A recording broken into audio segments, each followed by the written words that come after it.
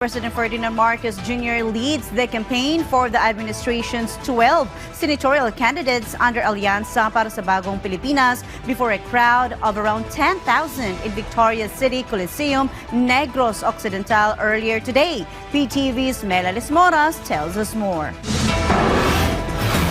In front of around 10,000 people at Victoria City Coliseum in Negros Occidental, President Ferdinand R. Marcos Jr. personally campaigned for the 12 senatorial candidates of the administration for the Hatol ng Bayan 2025. This include former DILG Secretary Benher Abalos, Makati City Mayor Abby Binay, Senator Bong Revilla, Senator Pia Cayetano, former Senator Ping Lacson, Senator Lito Lapid, Senator Amy Marcos, former Senator Manny Pacquiao, former Senator Tito Soto, Senator Francis Tolentino, Representative Erwin Tulfo, and Representative Camille Villar.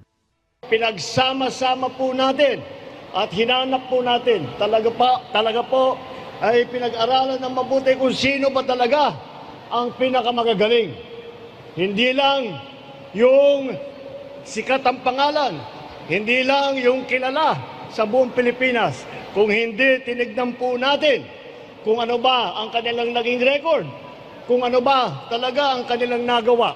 According to President Marcos Jr., the Alianza has the best intentions for the country. That's why Filipinos must support them in the upcoming elections. The chief executive believes that work in the government will be better with the Alianza bets on their side. Napakapalad ko bilang Pangulo na makakasama ko sila, na sila kasama sa executive, sila ay nasa legislatura, kasama namin sa executive ay mayroon kaming tulungan, magkakatulungan po kami.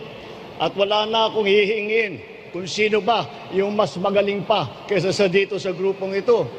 In the coming days and weeks, the Alianza para sa Bagong Pilipinas will be going to other parts of the country to reach more Filipinos and share their plans and goals for the Philippines. Ang alam pa lang namin so far, nasa San Jose del Monte, Bulacan kami on February 28. And then Camarines Sur, March 7. No, in between, bahala kami na lumakad ng sarili-sarili. Nagkaroon ng agreement ang lahat, kaya bawasan natin, alisin natin, gawin natin 21 para makapagkampanya kung saan man na baluarte, tapos yung mga gusto pumunta sa mga OFW, may panahon na pumunta. From PTV, Melales Moras, Balitang Pambansa.